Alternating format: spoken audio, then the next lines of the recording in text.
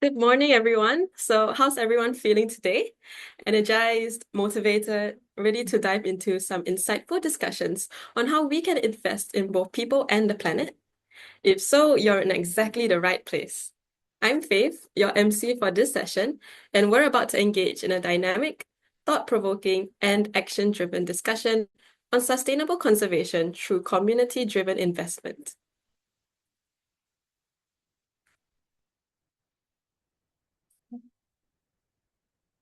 Just give us a moment.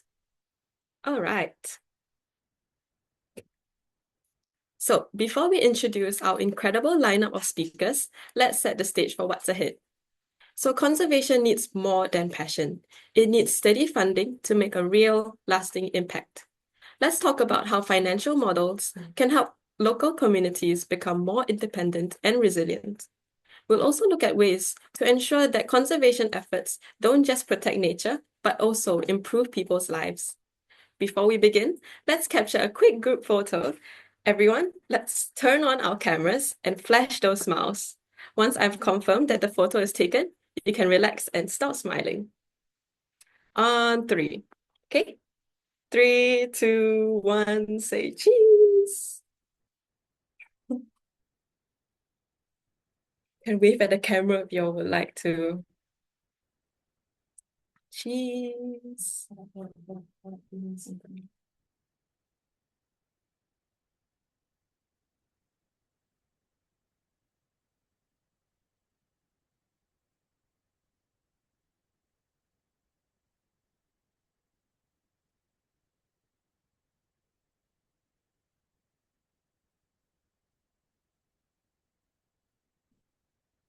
Oh, okay.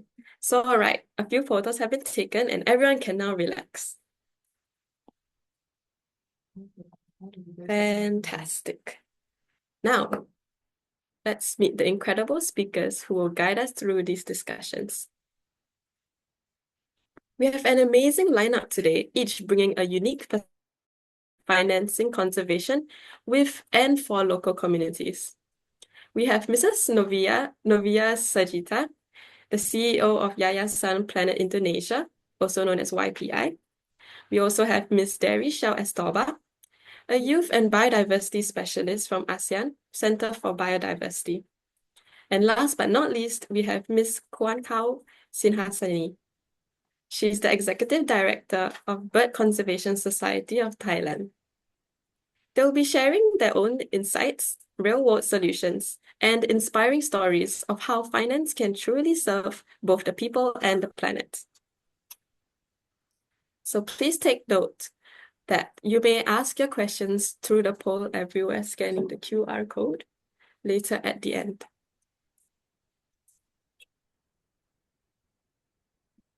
So, a little bit more about that later, but for now, let me introduce our first speaker, which is Ms. Derry Shao Estorba.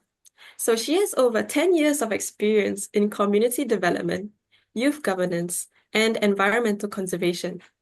She has also spent more than 8 years on her village's youth council, leading initiatives related to youth engagement and governance.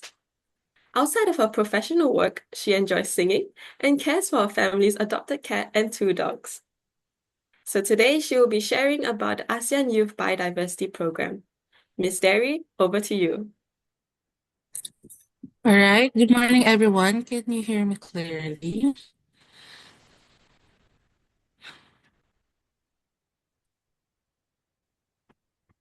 Can you hear me?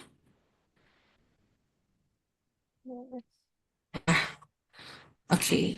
So, good morning, everyone. Magandang umaga from the Philippines and happy World Wildlife Day in advance. So, I'm absolutely happy and grateful to be here with all of you. And nice meeting you virtually, my fellow youth leaders, and also those who are young at heart. So I am Darishel Estorba, but you can call me Ate Dari, Miss Dari, or Sis Dari, whichever you like. So I'm the new Youth and Biodiversity Specialist at ASEAN Center for Biodiversity, and I'm excited to share to you one of the ACB's flagship program, which is the ASEAN Youth Biodiversity Program. So just for a brief background, so the ACB was created by the 10 ASEAN member states in 2005 by virtue of an established agreement. So ACB facilitates cooperation among the AMS and relevant national, regional, and international organizations on the conservation and sustainable use of biodiversity in the ASEAN. So ACB also promotes collaboration of efforts between the AMS in realizing their commitments under the Convention on Biological Diversity or CBD in synergy with other multilateral environmental agreements. So the vision of ACB is biodiversity in the ASEAN region is valued, conserved, sustainably managed, and the benefits derived from the use thereof are fairly and equitably shared. So the ACB recognizes the vital role of youth in conservation, not just in at the local level, but also at the regional and global levels. So in 2018, the ACB, in partnership with the Global Youth Biodiversity Network, or GIBEN, the official youth constituency of the Convention on Biological Diversity, so particularly the GIBEN South Asia. So with the support from the European Union through the of Protected Areas or BCOM project, program or AYBP was established to empower youth in ASEAN by engaging them in the formulation and implementation of biodiversity at various levels. So this youth program has made significant strides in empowering young biodiversity advocates in the ASEAN, so much that it is now an institutionalized program within the ASEAN, endorsed by the ASEAN member states. So why invest in the ASEAN youth? As we all know, ASEAN is a community, and a third of the region's population is under 35 years old. And as future leaders and change maker, right? So um, to thrive and lead. So as you and youth as a key human resource, we can be the game changers that we need to effectively conserve and safeguard our wildlife and habitats. So the ASEAN region had more than 224 million youths in 2020, and the proportion of youth as part of the total population is projected to peak in 2038. So that's from the Senior Development Index in 2022, as stated in their second report. So the region certainly should not miss this opportunity to foster a generation of leaders who are able to contribute the regional and global development, including in the context of the ASEAN integration. So ACB takes on a rights-based and inclusive approach to providing support to the AMS by engaging also with the indigenous people and local communities, women and other stakeholders, including the youth. So again, in collaboration with various partners, the AYBP aims to build capacity of young people in the ASEAN to participate meaningfully in biodiversity decision-making at local, national, and regional, and international levels, strengthen youth-led conservation efforts towards achieving global goals, build the youth community for synergy among disciplines and silos, and target decision makers to sensitize them about the power of youth to contribute meaningfully. So under the AYBP, notable sub-programs such as the there are sub-programs such as the Youth Biodiversity Leadership Fellowship, Youth Internship Protected Areas in ASEAN or YIPA, Young ASEAN Storytellers, and Conservation Action Fund. So let's discuss this in the next slide. Okay. So the AYBP has supported 62 youth biodiversity leaders. So each YBL cohort undergo a one-year fellowship, capacity building, mentorship, and networking opportunities, and facilitate them to be engaged meaningfully to biodiversity governance while also strengthening their youth-led conservation efforts. I think some of you here were part of YBL fellowship, right? YBL alumni. So happy to see you here. And the AYBP, with the support of partners, also help in catalyzing the formation of national youth biodiversity networks, especially the formation of given national chapters or chapters to be in at least 7 ASEAN member states. So it garnered as explicit institutional and funding support for youth in conservation from at least 8 AMS in governments. So AYBP youth leaders, or sometimes they are also Mm. YBL alumni, have also been supported and trained to represent Southeast Asian youth voices in various CBD and ASEAN meetings since 2019, in cooperation, of course, with DBED, the official Sorry. constituency of the CBD. Okay, so Okay. YBLs are also collaborating with each other to raise awareness on biodiversity issues in the region through videos, webinars, infographics, social media, and more. So to further capacitate youth in effectively engaging with decision makers, organized regional training in 2003. And in the following year, the deep dive training was brought to Thailand for a local edition co-organized by the YBL Youth from 2019 to 2022. So as you can see here, the stability and continuity of the efforts and engagement of the YBL alumni as resource person, as sharing also some practices that they are doing in their own countries. So networks has been expanded and connections were established between actors in the youth actors and uh, the participants were able to gain diplomacy and negotiation skills, advocacy, policy analysis, and understanding the governance processes in the ASEAN. So that's the Youth Biodiversity Leadership Fellowship. We also have this youth internship in protected areas. So this is a paid on-the-job training and exposure for young people. So the internship job depends the scope, duration, and the requirements vary to serve the respective needs of the different protected areas. So in HIPA, the youth were exposed to various park management projects and activities such as in ecotourism, restoration activities, monitoring of species, among others.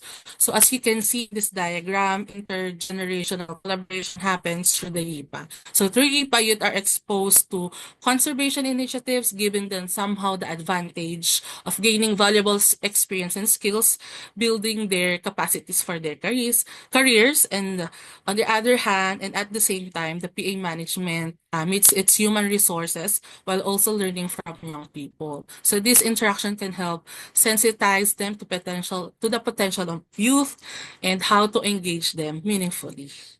So now let's proceed to the young Asian storytellers. So the young Asian storytellers, or YAS, are talented young individuals representing the AMS who communicate the values of biodiversity through compelling stories using digital media. So we are truly proud of our young ASEAN storytellers for effectively popularizing diversity data and information through innovative forms such as podcasts, vlogs, spoken poetry, and photos, connecting better to a wider audience. So the first batch of YAS created stories featuring ASEAN heritage parks, and their works were immortalized here in a 3D exhibition hosted by the ACB. So if you want to see more about the outputs of YAS, you can visit this website or scan the QR code. So using your gadgets, I suggest use visiting it and experience it via the 3D format. So until now, the YAS is continuously getting more attention, especially from the national ambassadors and the media like Ms. Celine Murillo in the Philippines and Singapore. We also have Mr. Elliot Ong, among others. So that's the YAS. Now let's move on to the Conservation Action Fund. So this AYBP sub-program supports small scale youth-led conservation projects in the ASEAN with funding up to 5,000 US dollars per project. So since 2023, we have supported 11 youth and youth organizations, not only financially, but also by providing them technical support and guidance in implementing their projects. So in 2023, some of the YBL alumni had the opportunity to access these funds, allowing them to start or to sustain their initiatives after their fellowship. In 2024, the grantees were youth organization, were able to fund their ecosystem restoration projects in various countries. So that's the AYBP sub-programs. And here I was briefly share to you the documenting ASEAN youth contributions to the global goals or the youth mapping project in partnership with Hans Seidel, Steve Tong or Foundation and Given. I think it will be discussed more by Given in their youth showcase segment, but just a brief, it is this ASEAN member state, one regional synthesis report, and a policy brief. So we will be finalizing especially the national report so that you can access also the country report results. So again, we produced a policy brief and it was launched during the COP16 in Cali, Colombia. In the interest of time, you might want to later on read the policy brief through scanning the QR code. All right. So AYBP works with trainings on rights-based approach to conservation, system thinking for transformative change. And since 2018, AYBP has empowered and supported 132 youth leaders and youth-led organizations. So we must invest in youth and investing in our planet. So young people, I think we all agree that we are not just beneficiaries, but we are leaders of we have been playing a critical role in leading conservation work and mobilizing our communities to address environmental issues and promote sustainability. So young people have passion, command on technology, fresh ideas, and are part of the solution to halt biodiversity loss and minimize impacts of climate change. So join us in empowering youth through the AYBP. Let's work together to build a future in protecting our wildlife and their habitats and living in harmony with nature. So to um to find out when applications open to the AYBP programs, you can scan the QR code and see the AC building tree where you can connect with us, and also you can email us or message me on Viber or WhatsApp or visit our page for more information. Thank you and happy World Wildlife Day again. So once again, thank you, Ms. Derry, for the insightful presentation. It's always inspiring to hear how conservation efforts can be designed to benefit both nature and local communities. So our next speaker is Ms. Novia Sajita. She is the co-founder and CEO of Yayasan Planet Indonesia. She holds a master's degree in economics and management and has over 20 years of experience in community empowerment and education. Today, she will be sharing about empowering communities and conservation through community-led governance for thriving communities and healthy ecosystems. Mrs. Novia, the stage is yours. Hello, good morning, everyone. Happy World Wildlife Day. It's an honor to be here with all of you today. I believe I'm among young people and full of energy and passion and commitment. That gives me a very big confidence because the future of conservation requires your leadership, knowledge, and actions.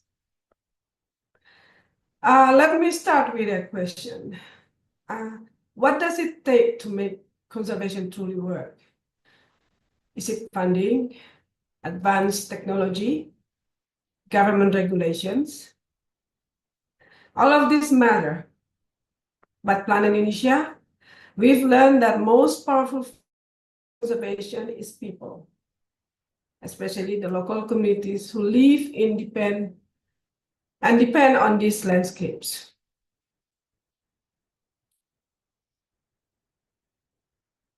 West Kalimantan, my home, and also home for more than 1,000 rivers, connecting forests, villages, and communities across 147,000 kilometers of rich biodiversity, but beneath its beauty lies complex reality, deforestation, biodiversity loss, and economic vulnerability for those who depend on these ecosystems. The Esan Planitia works directly with fishers, farmers, and vulnerable communities spread across 7 districts, many of which are conservation and protected areas.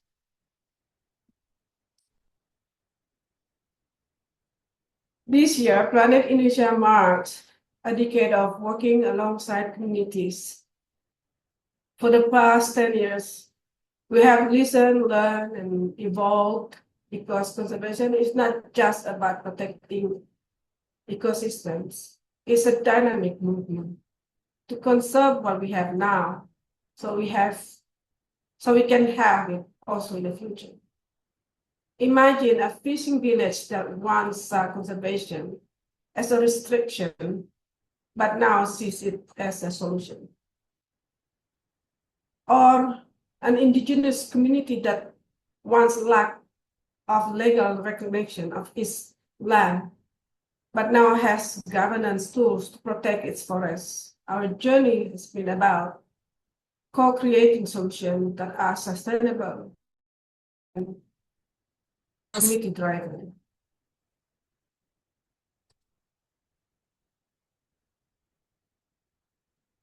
Indonesia has continuously improved, expanded its organizational structure and capacity to work with the community to ensure that its established core model can effectively measure intervention and amplify the impact of agreed upon goals. At the core of our work is community-driven governance model that is simple, adaptable, and community-driven model developed over a decade.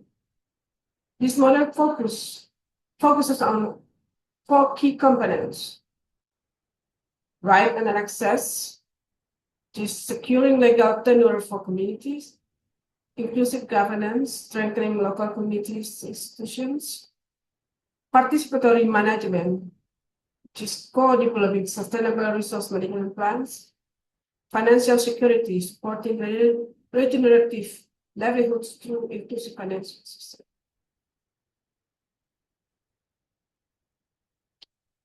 Planet Indonesia believes that its core model will optimize work service, allowing us to achieve our goals. Planet Indonesia prioritizes building village community level governance to strengthen commitment to a deeper understanding of economic, social, political aspects, both in terms of livelihoods, sources, and environmental challenges. In partnership with community, Planet Indonesia, we developing indicators to empower the governance body that we build together. These indicators will enable the governance body to make transparent decisions, maintain clear accountability to administrators and members, and implement a strong and efficient conflict management mechanism. This community governance body will also ensure improvements of forest management and its biodiversity, demonstrating an increasing commitment to environmental conservation. Today, almost 1 million hectares of biodiverse ecosystem are co-managed with communities. It's demonstrating that conservation is most effective when it is locally governed.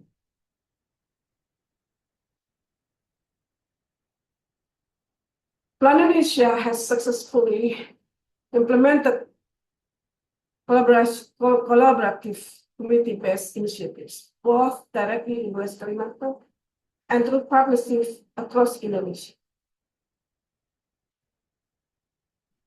resulting in the joint management of nearly 1 million hectares of biodiversity areas. Furthermore, the Yayasan Indonesia has established a framework for formalized land and maritime rights, promoting sustainable resource utilization. We believe land and maritime is not just conservation strategy. It is a fundamental right. It is conservation treasure. By securing formalized land and resource, communities gain the power to protect and govern their ecosystem. The ability to develop sustainable conservation strategies, a safeguard against land grabbing and external exploitations.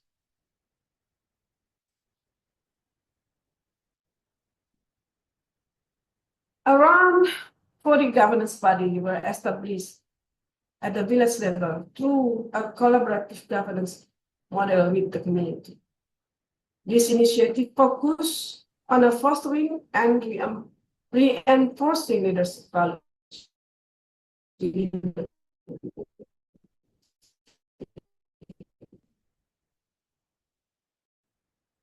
success of this is led by community members across each landscapes of the conservation and other protected. Over 40 governance bodies established at the village level. Community-led projects resulted in a 69% reduction in deforestation. Thousands of households now participate in conservation-based economic models. These numbers are not just statistics. They represent real people securing their future through conservation action. On the other hand, the economic resilience program, sustainable livelihoods, involved around 3,490 households in the saving and loan program. This led to 89% of the loans successfully supporting profitable businesses in a small-scale fishing, sustainable agriculture, and other local community productive businesses. Plan Indonesia formed partnership with NGOs, non-government organizations outside of Kalimantan that share its vision and mission. This partnership strengthened the belief the success of organization's approach. In addition, Plan Indonesia, we gain technical support, new knowledge, and a greater understanding of a potential and challenges in the partnership. There are about 8 non-government organizations and CSO partners implementing this governance framework. More than 40 additional villages engaged in the sustainable conservation initiatives. And there are about more than 20 government institutions established in the United States. Through this partnership, we gain technical expertise to refine our programs, new knowledge from diverse conservation landscapes, a set commitment to community-led conservation.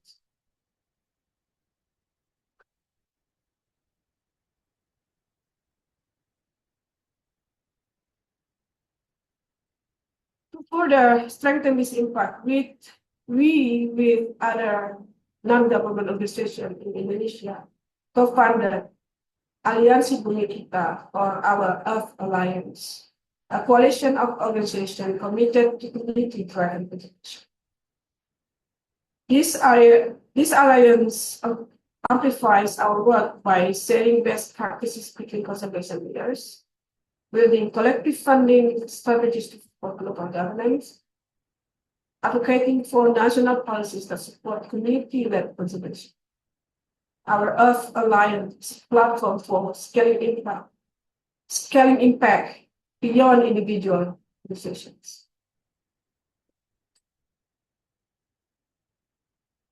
Coming to end my presentation, What we believe of our approach lies not only highlighting the importance of community-led governance, but also in fostering leadership values within key individuals throughout collaborative process. We believe that this emphasis on leadership development will strengthen the community's commitment to achieve and maintain its collective goals. We also believe effective communication and coordination are essential for achieving shared goals, fostering strong partnerships, and upholding the principles and values of any program. We are ensured that all parties involved are informed and connected, that processes are aligned, and that the program reaches to the wider community. Furthermore, communication enhances public understanding of the program's objectives, relevant policies and regulations, and community rights concerning welfare and environmental sustainability. Despite their importance, communication and coordination often present challenges in community service and interventions.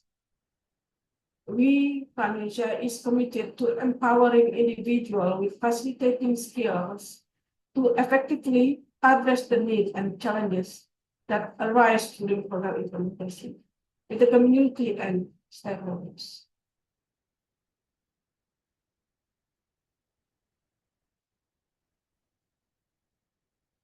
Financial schemes that offer solutions for grassroots challenges are essential for sustainability and effectiveness of conservation efforts. Additionally, we continued support in soft skill and organizational development help communities maintain the conservation program, because we believe that life and human is a dynamic, and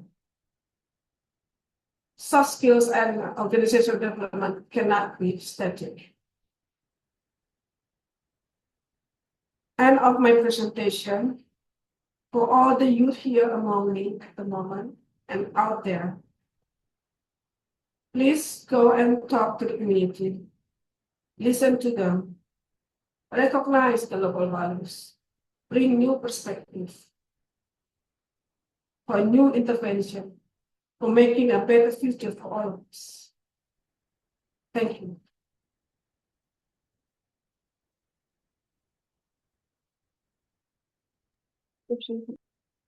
Okay, thank you, Mrs. Novia.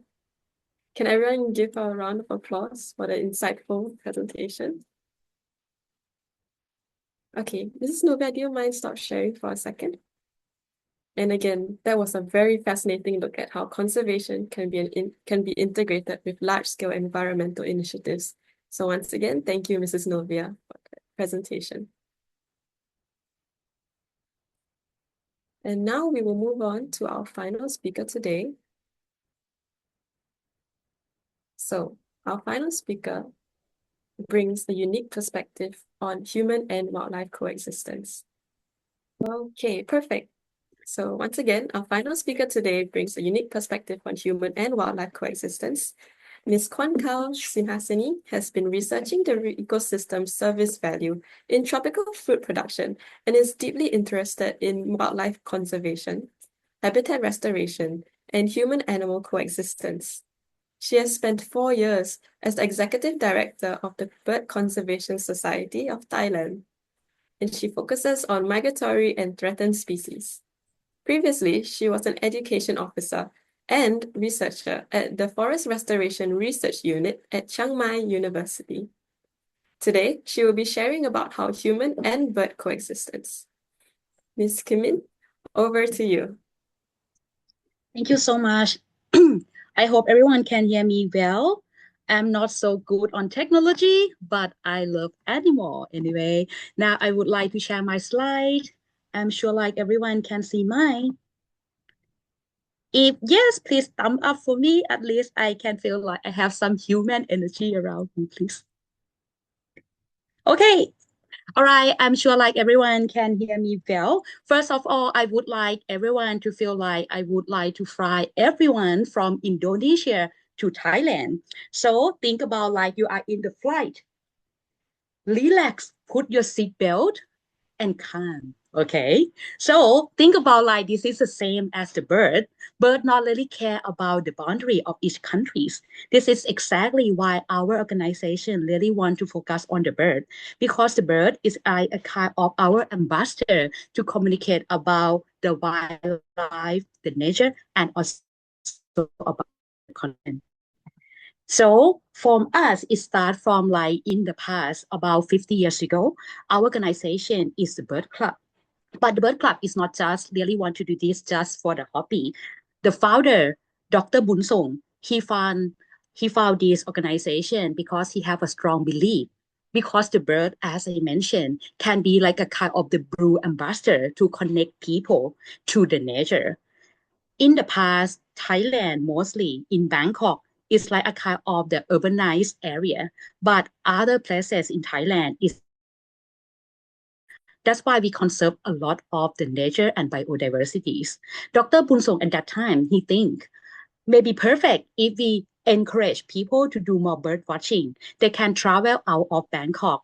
They can know about other people's life, how different from Bangkok, and know our own nature. That's why it's come up with our mission in that time. But anyway, it's not just only we want to do the bird watching just for fun. We would like to protect and conserve this bird. That's why we transform our club to be the Conservation Society of Thailand. And from now, we also be the part of BirdLife International. I'm sure like some of you heard about that before.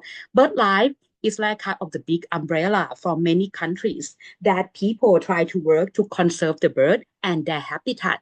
And Thailand, Bird Conservation Society of Thailand, or BCST, is a kind of the main focal point of BirdLife in Thailand. And we continue work on this until now. So I just want to wrap up. So the thing that we try to do is like we try to let people learn from bird watching, environmental education, and then this is can turn to be the conservation action plan. And this is like a kind of the thing that we try to link up with all partner around the region or even in the Thailand to do the conservation together.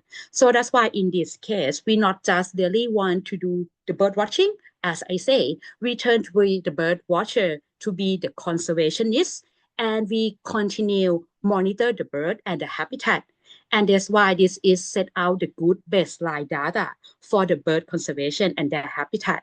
Moreover, we realize the bird is not really live in protected area, and the bird also fly everywhere, also in non-protected area. That's why it's linked with other people and the community, as the previous presenter mentioned. So that's why this is like a kind of the thing that we aim to find a way how human and the nature and the people can be coexistent together. When I try to give like a big picture like this, make things even more specific is we try to focus on some target species.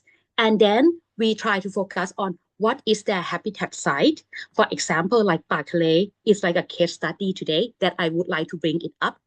And the next one is not just only to protect the species, not protect about the habitat and how to collaborate with different people. That's why this is like our key element to make sure like conservation can be success. Moreover, we cannot work alone, as I say, not only about the collaboration, how to empower our partner, that is also a very important part. And we go through that one by the education and outreach program. Get back a bit. Now we have like a bigger view of our organization. But the thing that I would like to share with you is like how important of Thailand on that. Because like in Thailand, about 10% of the bird population is in Thailand. That's why this has come up like turn to be very important site. And then we try to group about different places in Thailand. It's also very important for the bird habitat. Now people call that is IBA, important bird areas. Because in this case, it's quite easy to communicate with different people. Sometimes I know like we would like to protect all biodiversities, but sometimes too hard to do that. That's why we have to come up with some iconic species key species or charismatic species. That's why that is the key to make the conservation can be achieved. Because if we try to talk about like too many things, sometimes it's very hard to communicate with different people. That's why we try to put some highlight species and use this one to communicate with different partner for us. All right. Now, that's why today I would like to bring you to the place that I call Park Thale, because as I say, in fact, there are many case studies in Thailand that we continue work with. But one of the good story that I would like to share with you today is Park Thale. Park Thale is in the part of Inner Gao of Thailand. And this area is also very important for the migratory bird. And this also even interesting because this is a part of the East Asian Australasian flyway. I'm sure like some of you heard this term before, but I'm also sure some of you never heard about this term. But for this one, it's about like the flyway is the route of the migratory bird. And this route is a kind of the biggest route in the world. Moreover, this route is contain a lot of many bird species along this way, include about the land bird, forest bird, even about shorebird. But very highest extinction in the world too. So that's why it's time for us. When we hear that, of course, we feel very sad, right? That is very high rate of the extinction, but it means have more things for us to do. Think about that. So that's why I would like to encourage you to understand about this, because for us in ASEAN community, it's a part of this route. And that's why we can play a very important role on this part. So let's get back to Park Thale a bit, because for Park Thale is a kind of the highlighting that I would like to bring and come up for you. As I say, Park Thale in Thai, Park is mean mouth, Thale is mean sea.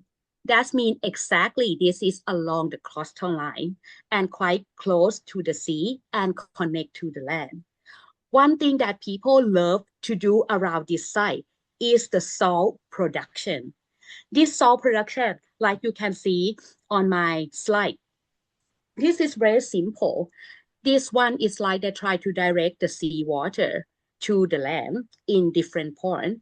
And in this case, turned to be very interesting thing is it's going to be very good habitat for many bird species, especially this one, people can claim it's like semi-natural habitat. But for this, it's quite a kind of the interesting story, like some traditional practice can be a great practice to conserve biodiversities. That's why BCST realized this is very interesting and very important.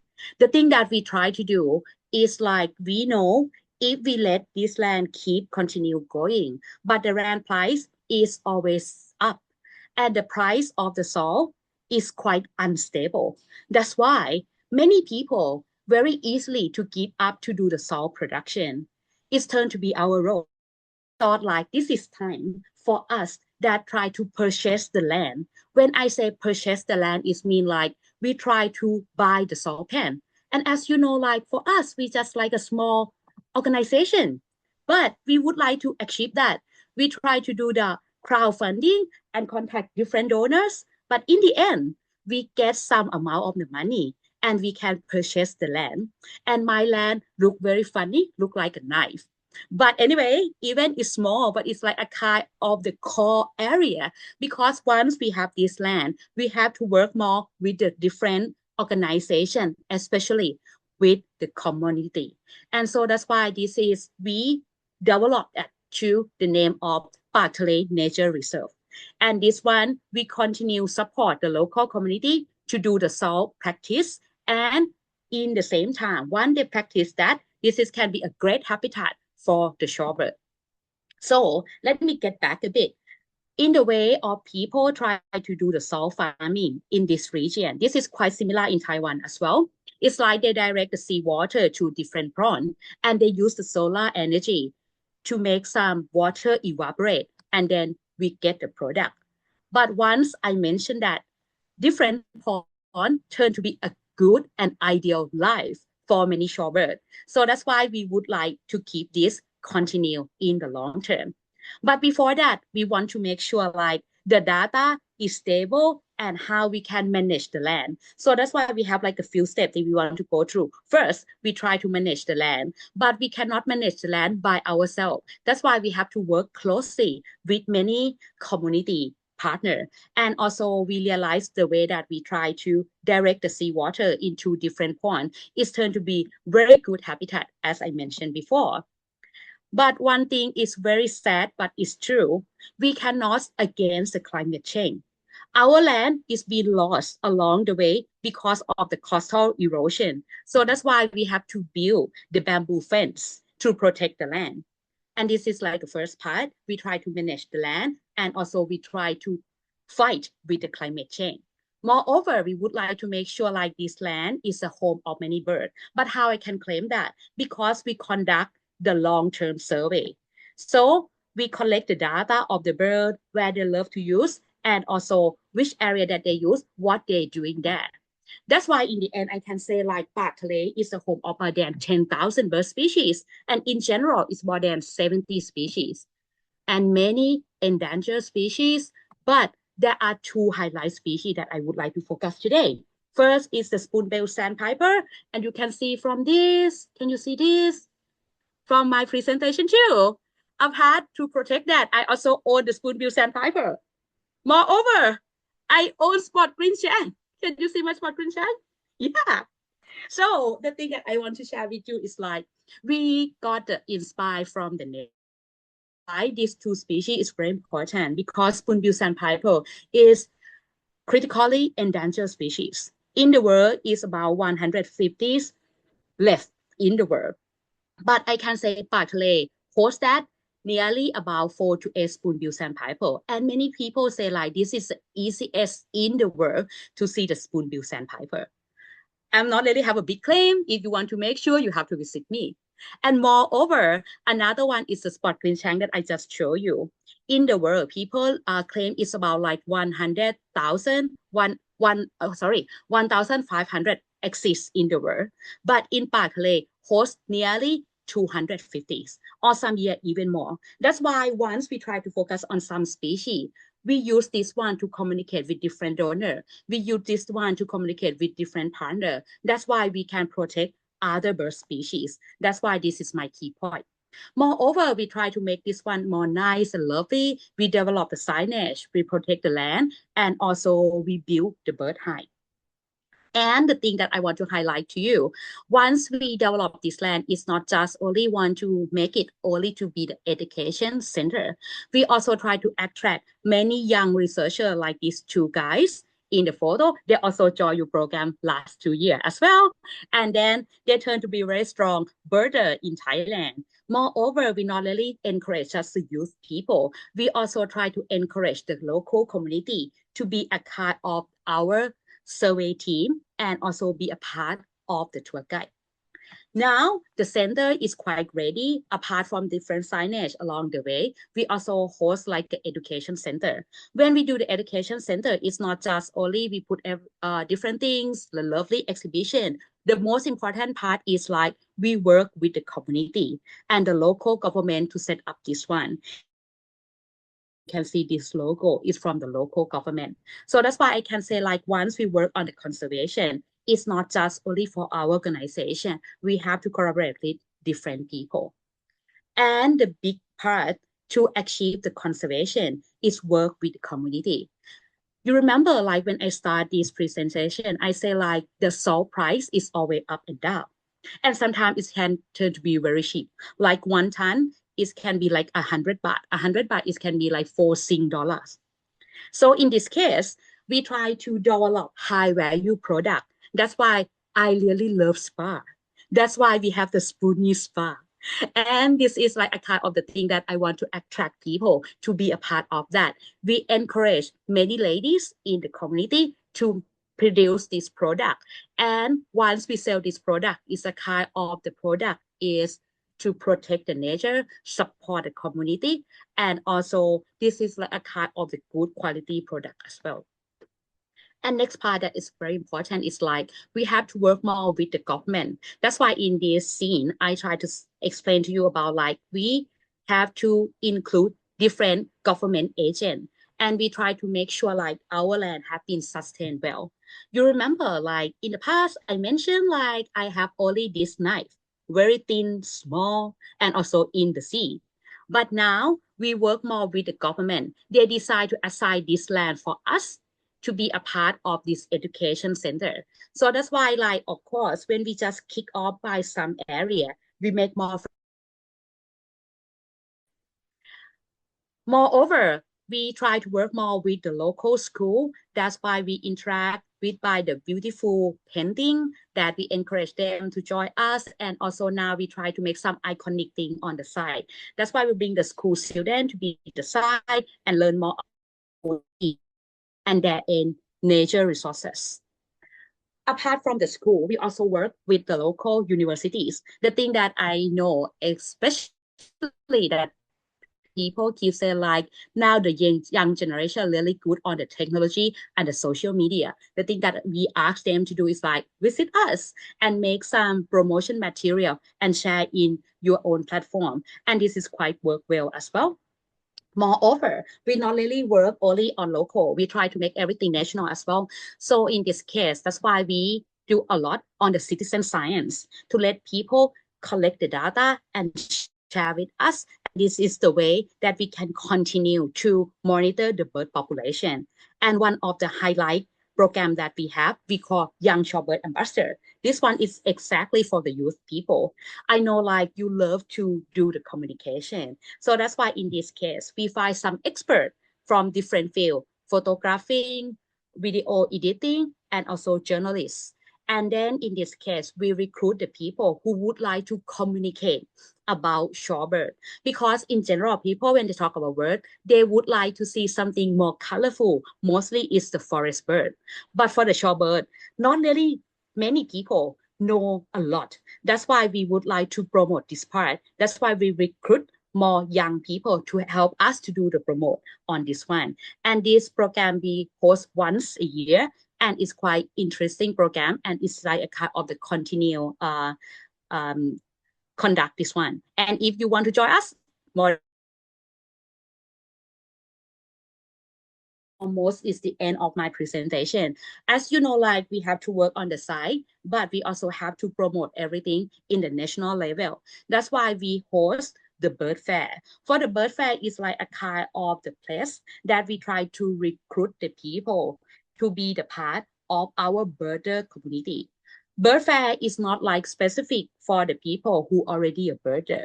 Bird fair is perfect for the place that people who not really know a lot about bird, but they want to learn more and understand that.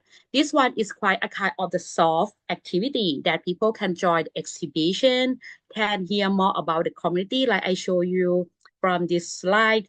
And also we have like a fun game about the bird competition. Mostly we come up with different activities, and mostly we host this one in Bangkok because we want to have this like in the open area, and then people can learn more about the bird and can feel like the bird can be a fun part, and in the end they turn to be love the nature like we are. Moreover, apart from the bird fair, we also host some monthly event that we call bird walk, because in Bangkok there are many parks, and we realize Bangkok is like a kind of the heart and the center that people have potential to protect the forest and protect bird habitat, and also include about the other part of the different habitat as well. So that's why we host this kind of the event every month, and this one is free of charge. And then the thing that we expect to happen is like we can recruit more people to join us, be a birder, learn more about the nature. And this is the way that we try to make sure like our activity also generate the income, and also can try to raise more awareness for the public city to join us. And sometimes people just realize the bird is just around their house. The bird just around their garden. So that's why this is the way for us that we want to make sure like human and bird can be together. And in the last, I just want to say like, you can see like everything that I try to mention since the beginning is like, it's very important that we have to collaborate with different people. And it's very important that we have to connect with the local people who live nearby that habitat. And those people should get some benefit from the thing that we protect. And we should try to develop the sense of belonging for them. That's why they can protect those biodiversity and the habitat for our wildlife. So in this case, once I say like if we want them to protect that, it's very important that we try to find a win-win situation. Win situation for us is can protect the wildlife. The win situation for the community is like they get some benefit, and some benefit is can be about the money value. So that's why for us, we try to develop different products to support them. We try to bring more people to learn from them, and they can get the benefit that they can promote about their own nature. That's why this is the point that I want to make. To sustain like different programs, of course, we can get some seed money, but how we can make this thing to be sustained is mean to get involved the local people, and everyone can get all the benefit.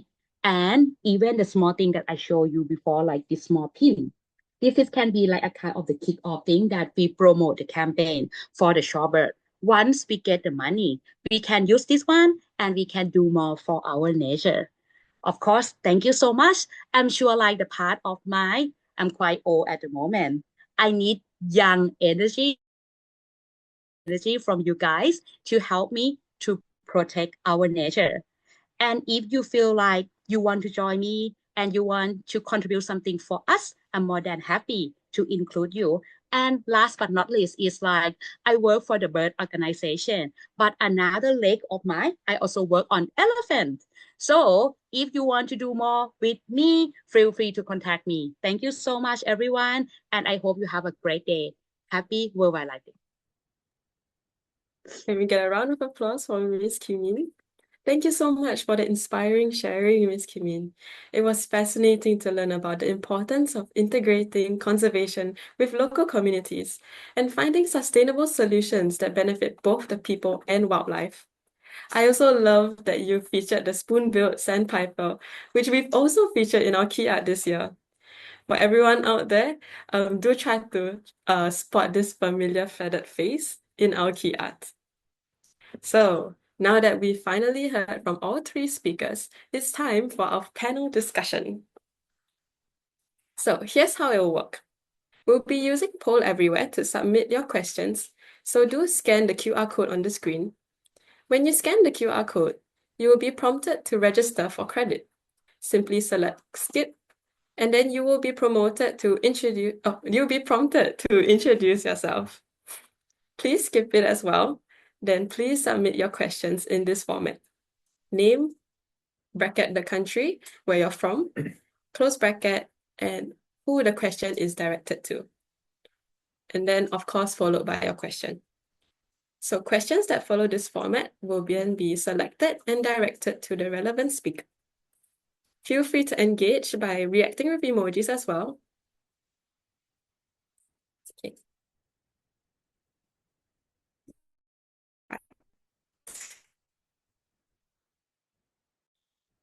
So without further ado, we'll progress to the panel discussion.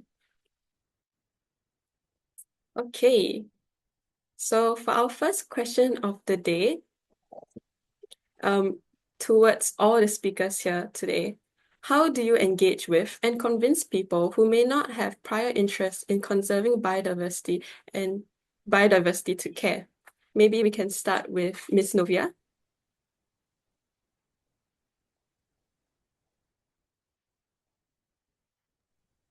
Hello. Yes, sorry. Would you please repeat your question? Oh, yes, of course. So, how do you engage with and convince people who have prior interest in conserving biodiversity to care about the cause? Yeah.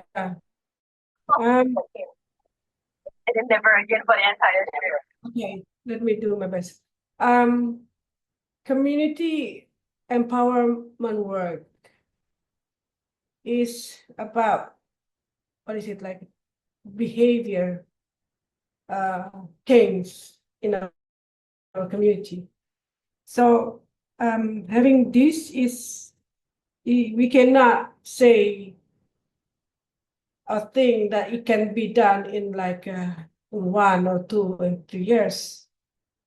I think community empowerment work is a long-term work. I think it's our responsible for the long run because we are so dynamic. So convincing or influence the community to take part of their role, to take care of surrounding, why, and then what is connected this person, this individual to what is surrounding. What I'm saying, has to be responsible, what is the responsible for everyone is not, what is it? There's no obligatory for that. What we can do is that we influence them. Like what we do, we come to a village, talk to the leaders in the leaders in the village, and then have diverse discussion with a group in the village. Then listen and seek what is like that they want together with them, that we can work over what is the challenges or even the potential that they have. I think that mostly from our experience, a community tendency to see first what is going to be done or what is going to be happen. And this first type of community that takes some time for them to, to be part of it because they want to see, and then after that they can put trust.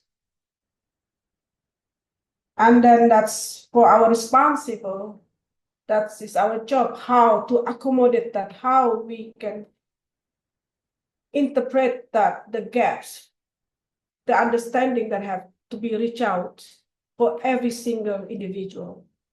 And then it's all also about taking time, because that is all about community empowerment work.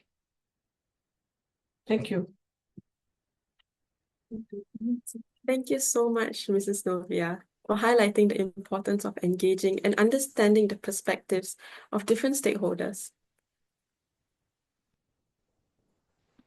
So maybe let's hear a bit from Miss Derry for a bit of her opinion. How would you engage and convince people who may not have an interest in conserving biodiversity to care for it?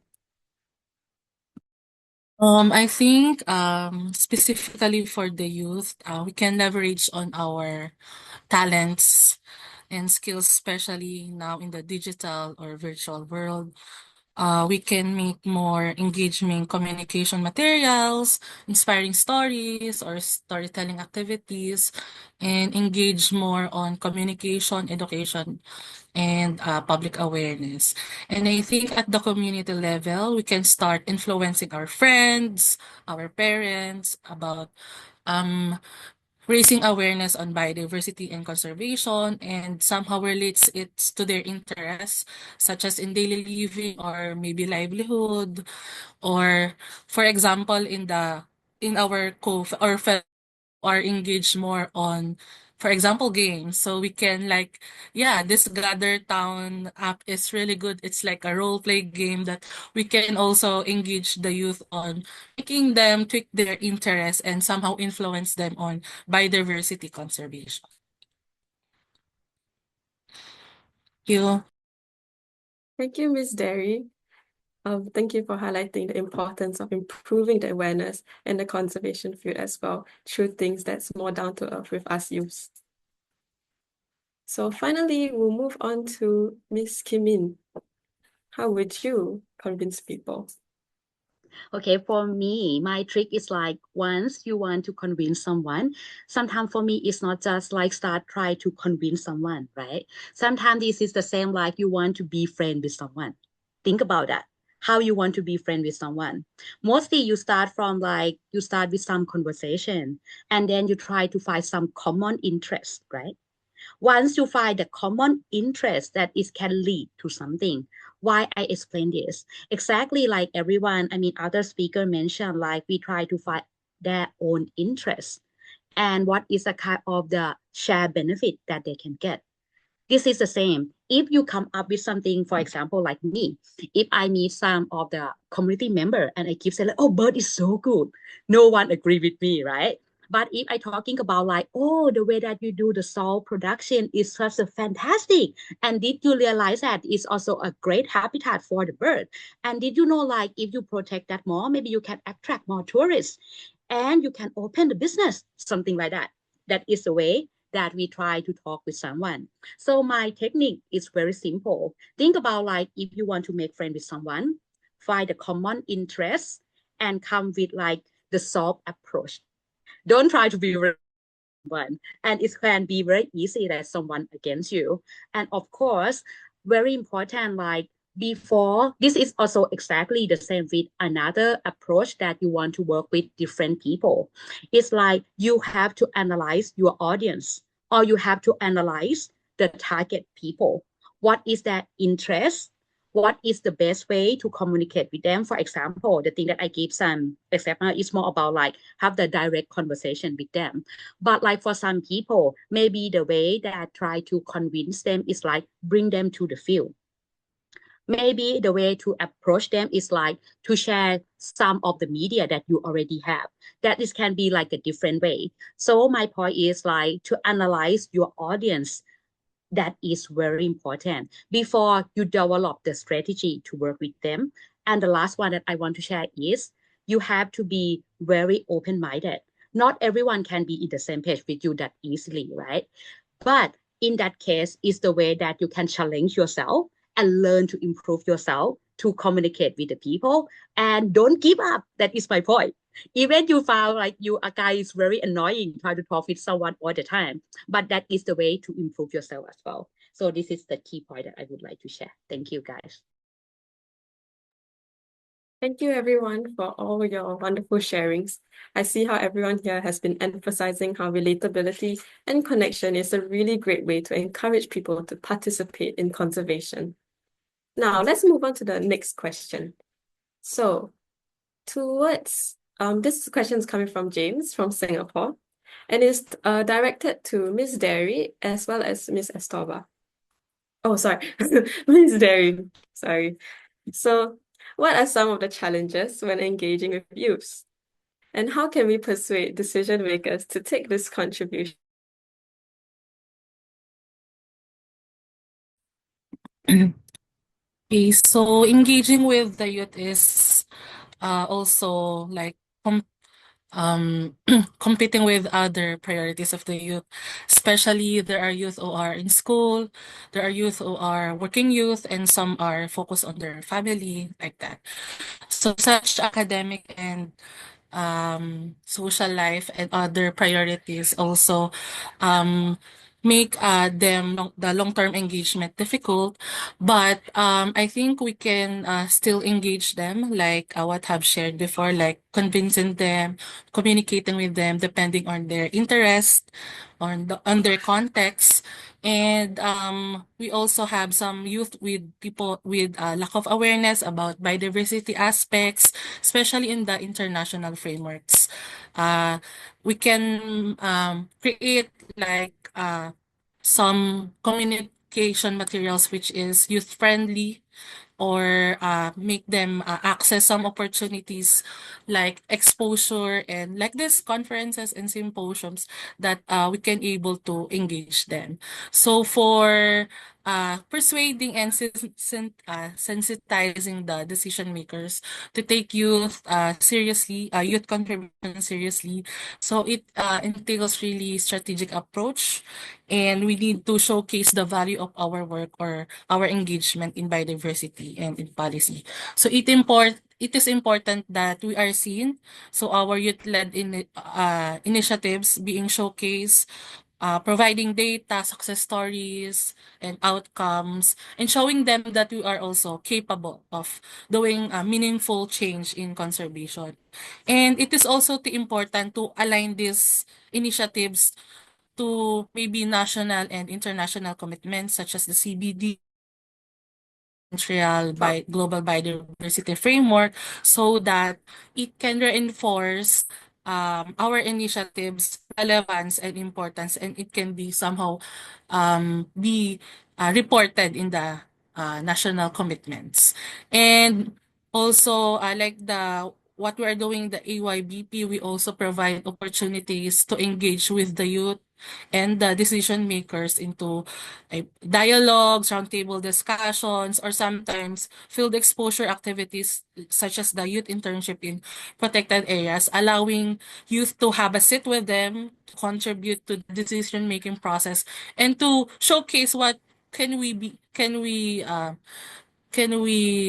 do in their conservation work, especially, for example, in ASEAN heritage parks, on what we can do as a youth to meaningfully engage in conservation work in those protected areas. So also building strong relationship with them, like what I've shared by our resource person, like treat them as you want to friend with them, and consistent engagement with them, and maybe um join them in the mentorship program or build strategic partnership to help bridge this gap between the youth and the policymakers.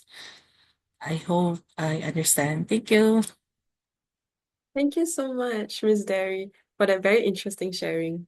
I love how you highlighted how a strategic approach in demonstrating the value of conservation through data and results is definitely a key approach into engaging youth. And with that, we will move on to our next question, which is from several participants actually, which is directed to Ms. Kimin.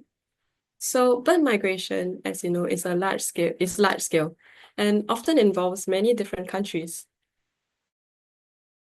Contribute to the conservation of migratory birds. Have you and Young Shorebirds Association extended country? Okay, thank you. This is such because I totally agree with you. Like in terms of the migratory bird, we have to collaborate with different countries, and so that's why, like, apart from the thing that we try to do in Thailand, that's why we try to connect with other country as well. That's why we have like in general, I would like to give you a little bit bigger pictures. Like for this flyway, we also have the group of the flyway secretary. And for the flyway secretary, they will try to collaborate with different people in different countries. This is the first part. And the first thing is more about like we try to monitor about the population and also about the habitat threat along the flyway. This is the first part. And then another part, as the use, what you can do. Normally, they have like a kind of the platform that once we want to monitor the bird, is they call different sensors. For example, they call AWC, Asian, Asian. This can be a one thing that if you are a good birder, or even you want to develop skill to do the bird watching, can be a kind of the platform. Once we host this one, is we once per year in some certain time. You go into different places that are wetland close to your place, and you share the bird data with us. And will sync to AWC secretary, and then can be a kind of the big data set that we use to monitor the bird population. In this case, it's not just only that we want to know the number of birds. This is also help us that should we change this bird in the IUCN list, can be endangered species turn to be critically endangered species. So that's why, in fact, it's very small contribution can make the big change. Another thing, maybe you not really realize that sometimes that people who are in the bird community, they love to use eBird. eBird is like kind of the big data set as well. Once you go to the bird watching, you record the data is put on eBird as well. And many people use the eBird for the reference from many projects. Even can be up to the research level. So that's why my point is like This is very simple. If you are a birder, you love to do that, you can share that. And the second part is like about the communication. That's why this is a part of the Young Shorebird Ambassador. Now we host this is only in Thailand, but it sounds it's very inspire me to host this beyond my country, because now I feel like if we keep produce different media footage or even about some information, it can be very good and very useful to communicate with other people. For example, like the past when we host this Young Shorebird Ambassador, our team produced different things. But one thing is very the short video, both in Thai and English version. And then he posts on YouTube. And I can say like this is a kind of very impacting as well. In the same time, in your country, I can see like many people who join us. One of your place is also can be a part of the flyway. If you don't need to talk about some specific bird. You can talk about how important of your habitat that is can be very helpful to explain that. Let me share you some tips. Spoonbill sandpiper that everyone talking now. Sometimes we thought like it can be just only for the bird. People love that. But in fact, we can use this one to communicate with government. One of the habitat of the spoonbill sandpiper we call in Kok Palm turn to is have like half of the mega project that they want to change that land to be a solar industrial area. But because like we use the bird data and then they realize this is very global important in terms of the conservation. That's why my government decided to drop off that mega project. So that's why something even simple is turned to be a big thing. That's why I can say first and simple. Maybe you can explore the place around you and can be the wetland habitat or even can be a forest habitat. You communicate about that. And moreover, once you share your information with different people, it makes everything more powerful. Thank you, guys. Thank you, Ms. Kim Min, for that very inspiring sharing, as well as for highlighting the importance and feasibility of conducting citizen science for youth and drawing on our youth strengths. And now we'll move on to our next question, which is from Tura from Myanmar, and it is directed to Mrs. Novia. And she says that she likes YPI's core model very much. She also asks, for engaging the local community and following your model, how should we overcome the challenges of extreme cases such as extreme poverty, long-term political instability over several years?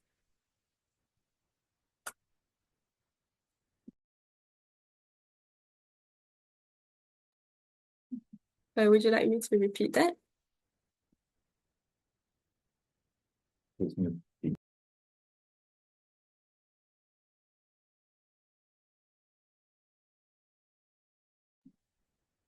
Mrs. Novia? Sorry. Oh, okay.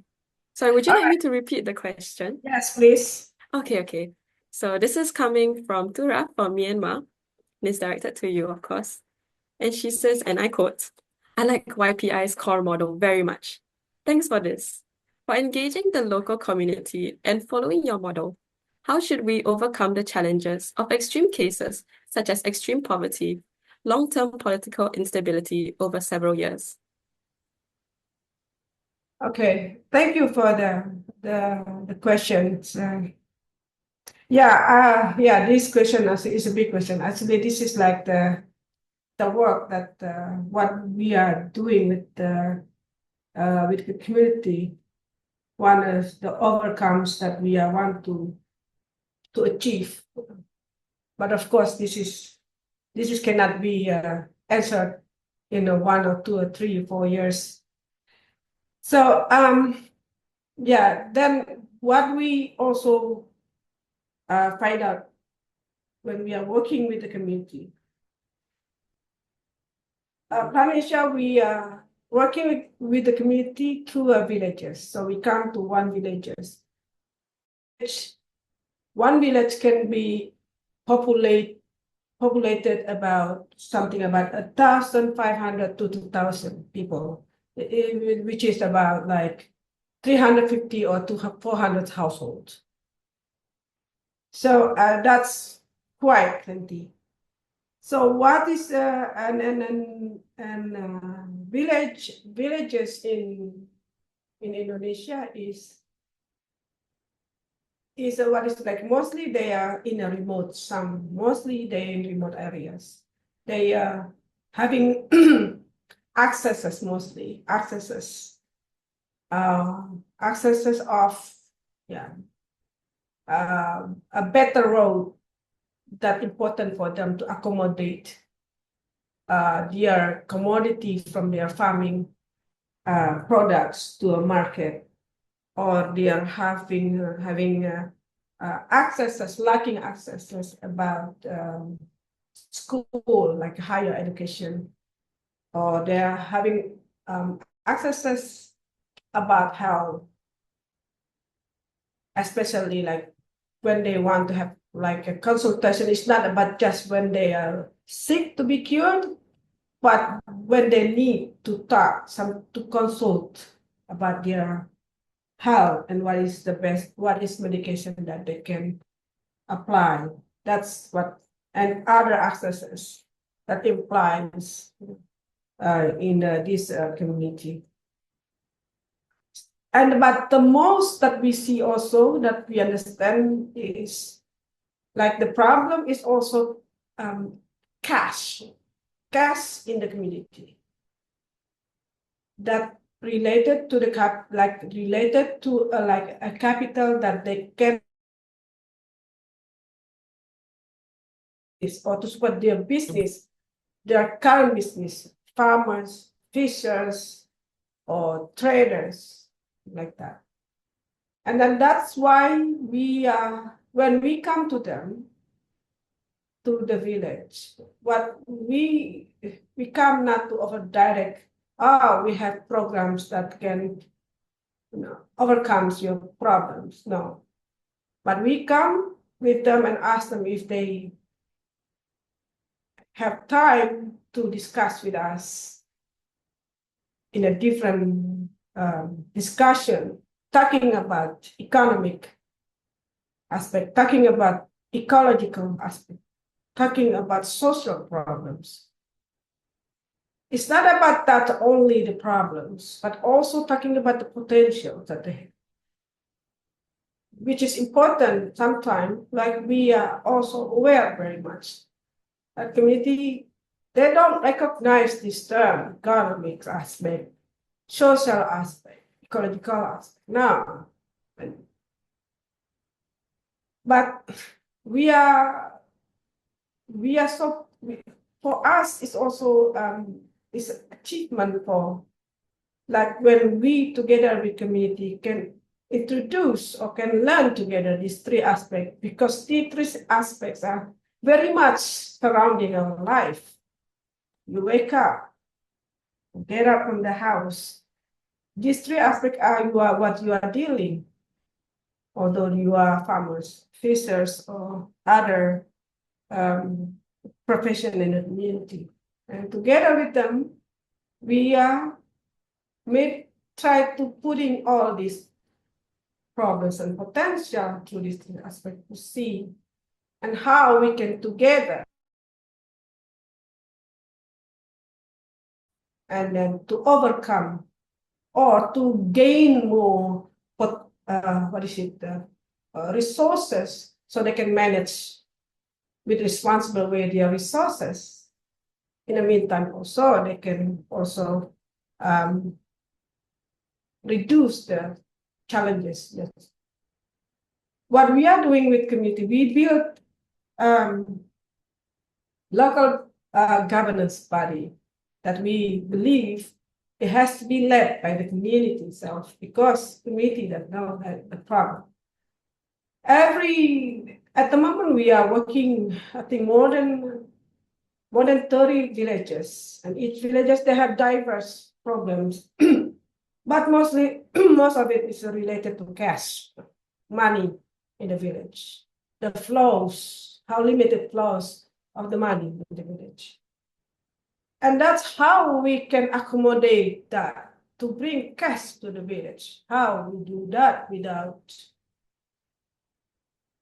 creating problems, creating conflicts, without creating dependency or other problems. Then how, and together with them, so we build this governance body that led by them, and then let this governance body that they own to answer these three aspects. Not only to overcome the problem, that the challenges, but also to gain better resources and then responsible about all the potential or resources they have. So this, we believe with this approach, like very much appropriate, like we think that appropriate at this moment, because it's the community itself that speak to it, because they the one who working on it, and they the one who reaching on it.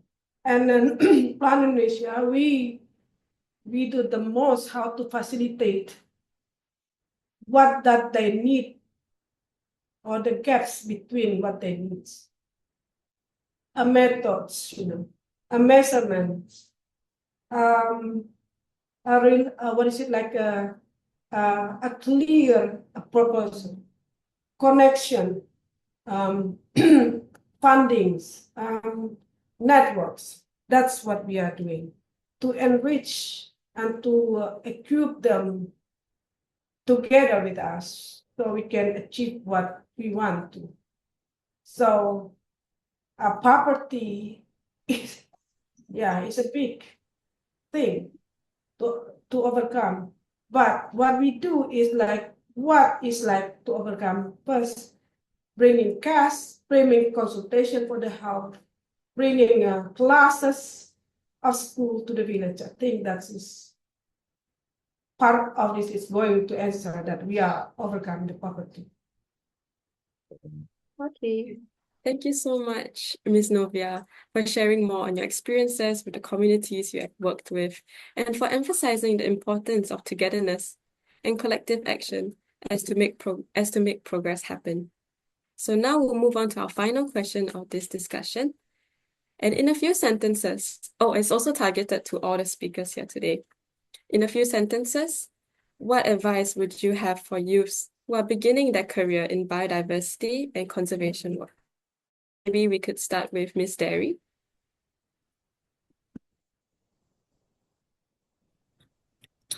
Always, for me, for the youth, just always be inspired and always think of your why you are doing this, and also seek inspiration with the environment and friends. Yeah, so that's it.